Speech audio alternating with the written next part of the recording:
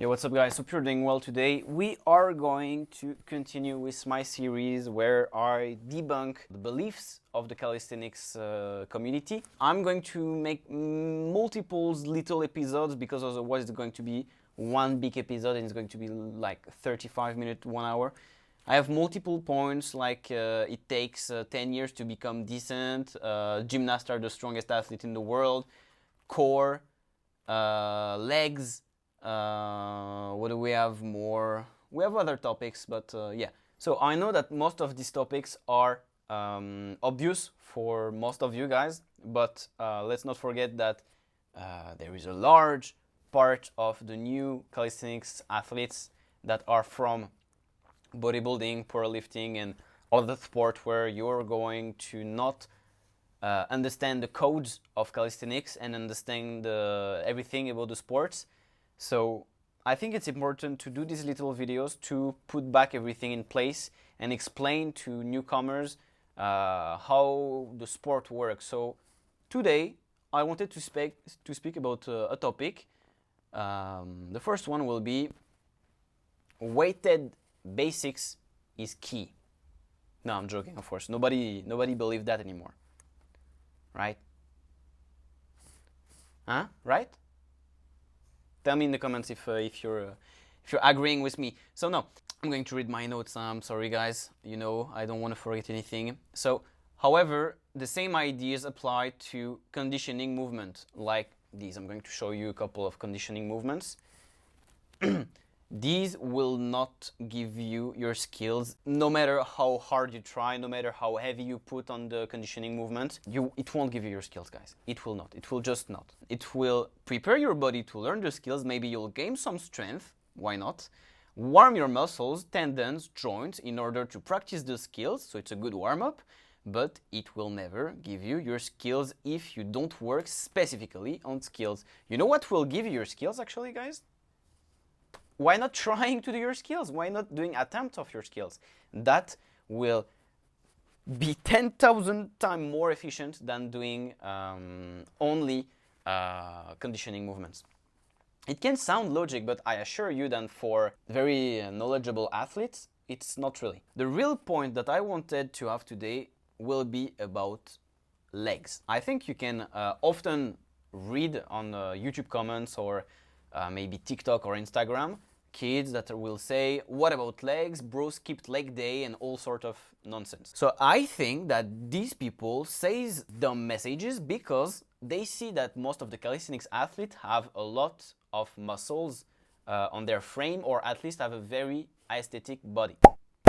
So they think that they must do bodybuilding in order to have this body, but it's not true.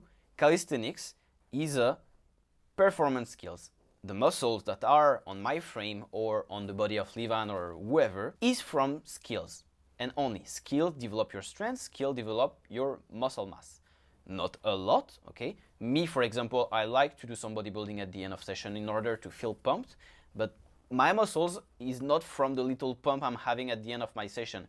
It's mainly from the hours and hours and hours of multis, planche, reverse cross, iron cross and sat and front lever and whatever. That's where my muscles are from, right? If you're looking for muscle growth, I do not recommend you to start static skills.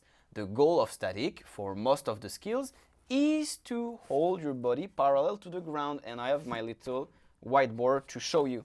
So this is a planche, and the goal of planche is to hold your body parallel to the ground with your feet off the floor. In general, there is a lever point, right?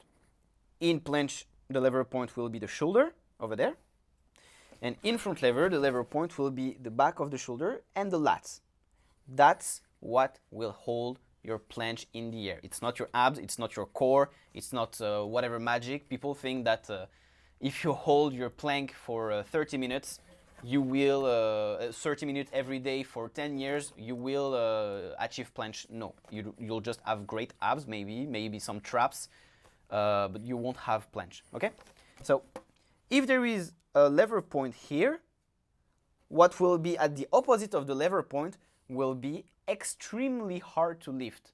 Okay, that's what is hard in calisthenics. It's to lift something that is far away from your lever point. So even if you put 1 gram on your feet, I assure you, if you're a beginner, you will feel it, okay? If you learn a front lever and you have like 5-10 seconds of front lever and you put something on your feet, like a phone, or like even, no, your phone is a good example. Just try to put your phone on your feet and you'll see that it's going to slowly fall, okay? So now imagine if you have mass on your legs, okay? Especially if you have skinny legs. If you add big mass to your legs, how more difficult the movement is. My friend Levan have a very, very good example. Take a world-class cyclist, for example. His training will be very specific and very intense on his goals. His goal will be, for example, to ride his bike for the longest period of time, or ride his bike on an inclined road, or ride his bike on, I don't know, a sketchy road that is difficult to practice on, stuff like that, but always very specific. Do you think that a cyclist, right, will care 1 second about his arms, or the size of his bicep, or the size of his chest even, or even his lats? Do you think this guy will care 1 second? Spoiler alert, the cyclists do not care. You can see pictures like this one, this one, this one, this one. Cyclists could not care less about their body mass on the top of their body. However, they have very massive legs. They have very freaking impressive legs. We can also take, for example, ballet dancers. They have a very impressive lower body due to their specific training, and they could not care less about their upper body mass. I have never heard anyone complain that a ballet dancer or a cyclist have too skinny upper bodies.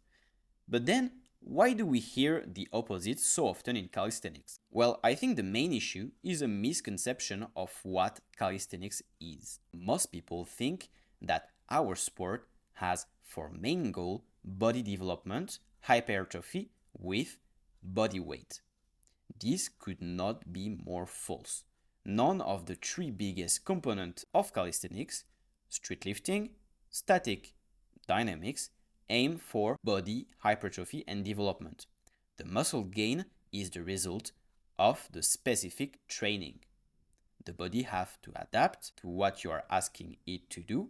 Therefore, some muscle will appear for it to not break in half. As much as it is not the goal for a powerlifter to be ultra-muscular, his goal is just to lift the biggest amount of weight possible. As a result, his muscle will grow. Why would a cyclist add 1, 2, 3 sessions in his weeks in order to work, first of all, on the body part that will not help his progression in his very specific sport? Second part, that will prevent him from recuperate, right? His recuperation will be altered by the fact of working on another body part, right? His body won't heal his legs. His body will try to grow his arms or try to grow his chest if he's doing a session instead of just resting, right? It's exactly the same for us. Why? Instead of just resting, stretching, doing something that will make your body feel better for your next session and your next skill session, why would you work on your legs, make them heavier, thing that will destroy your performance and prevent you from recuperation? No reason.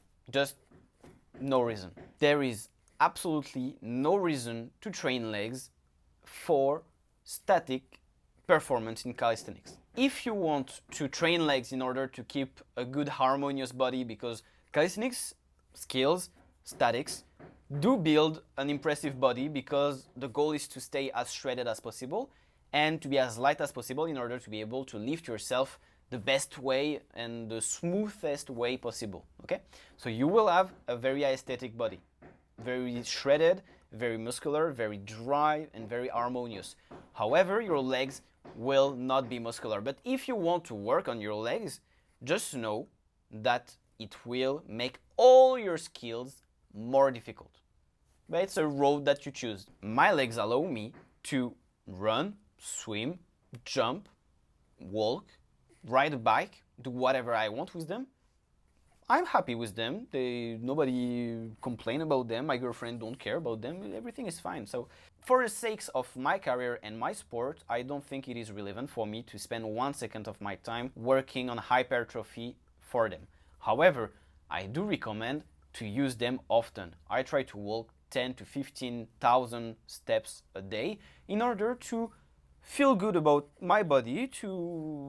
It's not for muscle, it's just for the metabolism, for health in general, and just to, I don't know, meditate and just think of something else, right? But use your legs, you can use them, okay? It's no point to be a psycho and yeah, no, I'm not going to take a walk because it's going to work my legs too much. No, we don't care about that. The goal is to not work them specifically on hypertrophy, right? But if you like to, I don't know, jump or whatever, do sprints or whatever, it's not going to impact on your legs too much, right? Even kind of running is not going to impact on your legs that much. So that's it for this video. I hope you liked it. There is not that many information. The topic is pretty basic, but I do think that it's important to remind this to the newcomers and beginners. I have this question asked a lot of time. Is it relevant to work on your legs in order to learn planche and front lever and stuff like that? Now you know. I'll do more debunks like that, maybe more profound and more complex to explain. If you have ideas, make sure to comment and tell me what you think. And yeah, that's about it. Take care of you guys. See you soon.